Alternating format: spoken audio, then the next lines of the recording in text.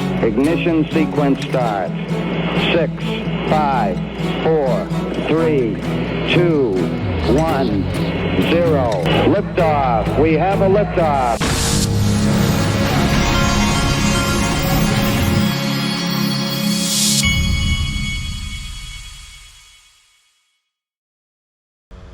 Hey everybody, this is the Digital Asset Investor, and this is a good place to start on this Monday morning. Listen to this.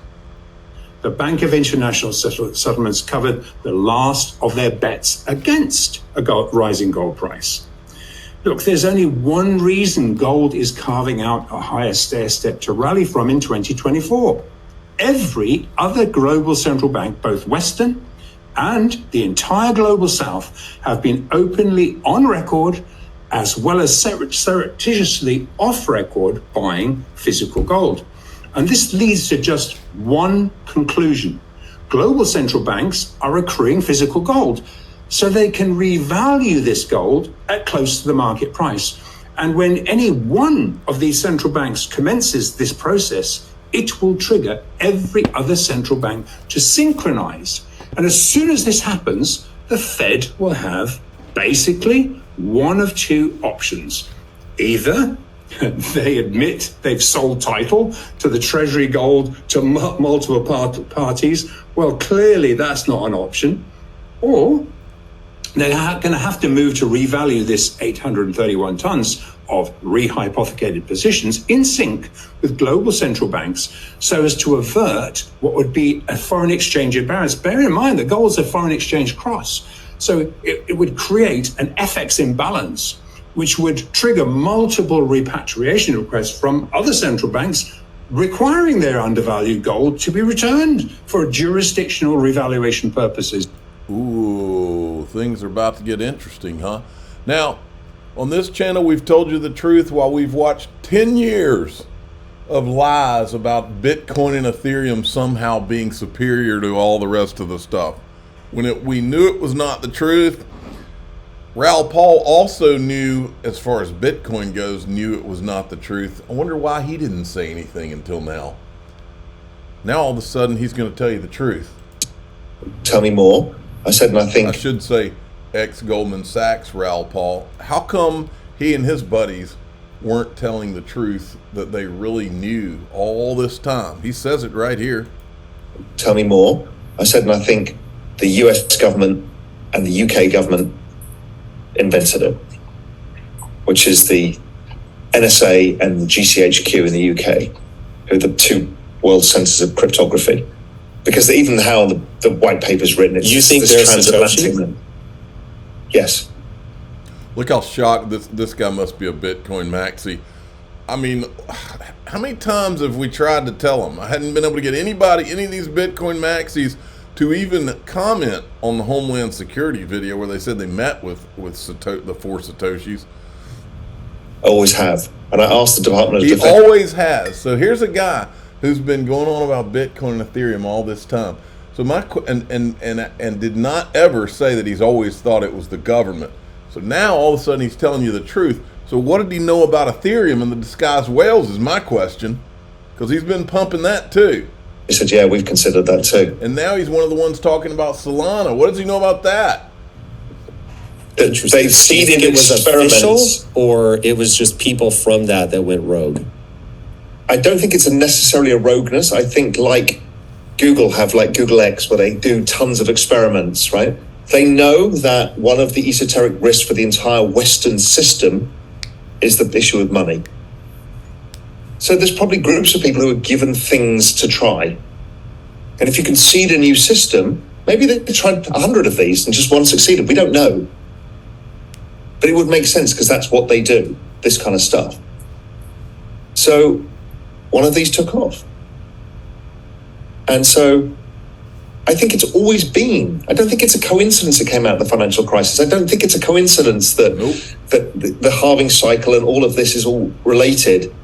It is the solution. Always has been the solution. You just can't go there tomorrow. So all you need to do is let it happen slowly and manage that transition. You'll be okay. There'll be times where it speeds up because we've got something bad going on, and there's times when it slows down. But and that's what I think the US government regulation is trying to do. They don't want to ban crypto. Just slow this down.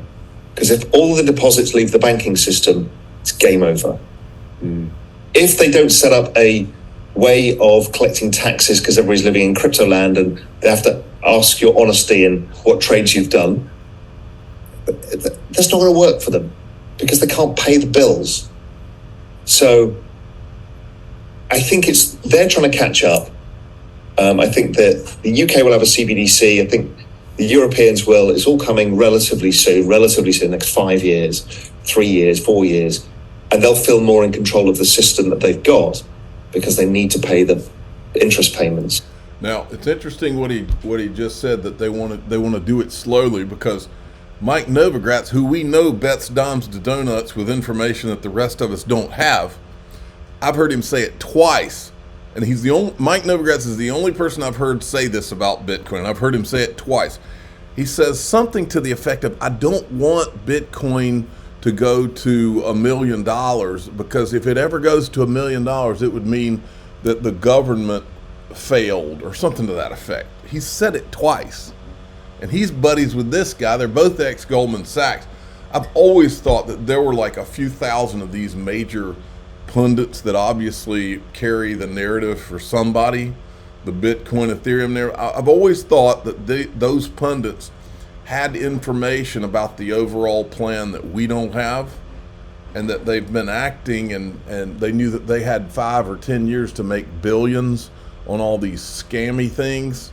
I'm not saying Raoul Pal or Mike Novogratz. I'm just saying I've always felt like they knew of a lot of these people knew of a bigger plan, and they knew that they had a window of time where they could make billions before the real plan is initiated.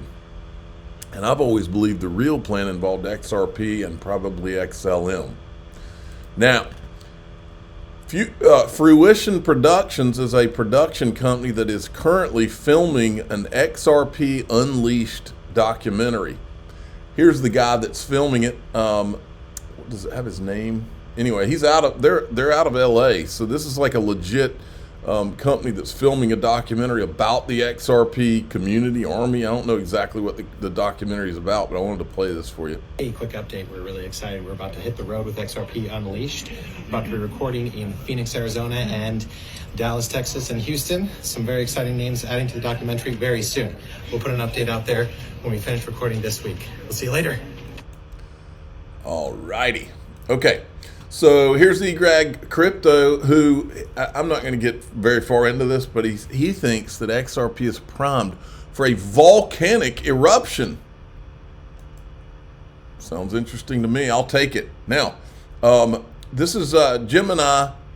Everybody's talking about this. Gemini started tweeting about XRP yesterday. Don't forget about XRP. Excited about XRP. X arriving shortly. And then they said, can you solve this riddle? In the land of giants, I'm swift and small. When I run, I don't stall. Across borders, I freely roam. In markets near and far from home, what am I? The answer will be posted in 24 hours. And that was 8 hours ago. So everybody's thinking that Gemini is going to put XRP on their platform. Well, I think if these guys are open-minded to that, why wouldn't they just apply for an XRP ETF? I think Cameron and his brother might be just about to want to surprise the world, shock the world, and apply for an XRP ETF. That's what I've been asking myself is ultimately, these are entrepreneurs. All these people are here to make money. The first guy that files an XRP ETF it's on like Donkey Kong. Whoever is able to do that, it could very likely be like a total juggernaut. And I think that I'm not saying that's what's going to happen there, but I'm saying it could. Pictures.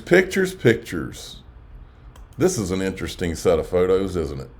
There's one Jamie Dimon. There's the same guy with Brad Garlinghouse. This guy's taking some good photos. There's the same guy with Christine Lagarde and the same guy with Monica Long. He must be pretty. This kid must be pretty connected because he's with some high-profile folks. I wonder if they were all in the same room. Interesting series of photos. Now, I am not going to play. I'm going to hold this back for the next video. Let me take this and I'm going to move it on over. Let me get back to here. I wanted to show you this. Stephen Narioff is on fire right now. Vitalik deleted. Man, this is getting interesting. Vitalik deleting history. A shout out to my old pal Vitalik.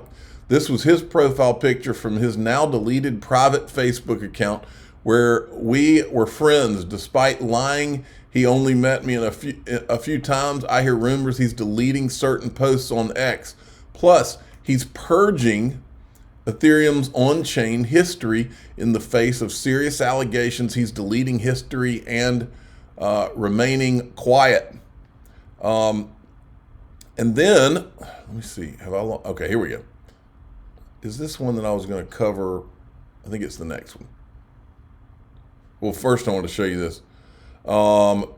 He says, turns out Ethereum isn't decentralized blockchain. It's probably better to call it a database with a back door. Then he comes in and he calls for Hinman's free pass speech to be rescinded because it was based on decentralization and no third-party promoter. Yet Vitalik issues a roadmap by Ethereum Foundation and purging on-chain data. Then I forgot to include this, but I'm going to go back and pull it. Right, is it down here? Yeah. Says, the talk with Eleanor Terrett went very well. She is a consummate professional. It was off the record, so I can't divulge what we discussed, but I did not hold back anything. Yes, I've had many reporters contact me. I've only done the Deaton interview on YouTube. Laura Shin has not contacted me despite repeated offers to go on her podcast. This gets real interesting, folks. I'll give her the highest rating she's ever seen. She's clearly staying away from me. Her book misrepresented Ethereum's history and people like me. I introduced her to most of the team and helped her with her book. Then she did hit interviews about me while I was being falsely prosecuted. Her Forbes article on the Dow hack pointed people to an innocent person in what appears to be covering for the Ethereum Foundation. Hey, Laura Shin, you were so interested in talking about a false history of me with Vitalik and his dad on your podcast. Shouldn't a quality reporter want to present the other side? You compared me to Virgil Griffith, who committed crimes effectively against America. I beat the feds and got my case dismissed. Shouldn't you want to get the record straight? If I come on, I'll be fair as long as it's live with no editing. I'm giving you the benefit of the doubt and a chance to clear this up. If you decide not to, then I will get a much bigger audience to discuss your discrediting me and delve into your ties to Ethereum. You think they're not going to give up a reporter when people begin to cooperate?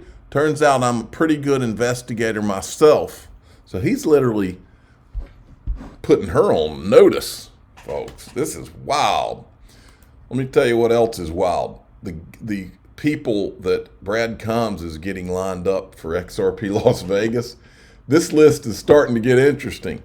So far, he's got Perry Ann Boring. He's got Chris Giancarlo that used to run the CFTC and is the head of the Digital Dollar Project. He's got the man himself, David Schwartz, CTO of Ripple. He's got Simon McLaughlin, CEO of Uphold. He's got Kevin Maloney, the CEO of iTrustCapital. Let me see who else we got. We got Eleanor Terrett. We got Ray Fuentes. We got Jeremy Hogan, Robin O'Connell from Uphold, Nancy Beaton from Uphold. Man, this is going to be interesting. And the word on the street is this is not the end of the list, folks. There's more coming. This is going to be a big deal. And this is going to have the adults in the room, folks. That's what we're talking about. I'm heading that way myself. Now, I've got a link to all this in the description. There's also, Perry Ann Boring is doing her own satellite event, which is a $2,500 a plate fundraiser. Now, that's going to be the big boys. So if you're a big boy and you want to be in that room, it's going to have Brad Garlinghouse, John Deaton, Michael Arrington, and Chris Giancarlo is going to be there too. So it'll be like an intimate type situation. I plan on being at that too. And then the links to all this is in the description. If you want $25 off for XRP Las Vegas, I have a link in my group at daixrp.com, which is where we're going now. We're going to go talk to you about the root of all the evil that surrounds us, folks. We're going to and these people are getting bold now. These are some evil people, and it ties into cryptocurrency too, folks. I mean, evil. I'm the digital asset investor. I'm not an investment advisor. This is for entertainment purposes only. Please subscribe, hit the like button, and tell your friends and family if you want to peek into the black hole of evil that really is the root of all of this stuff. I'm about to show it to you. And it really shocked me this morning when I saw what I'm going to show you. So here we go.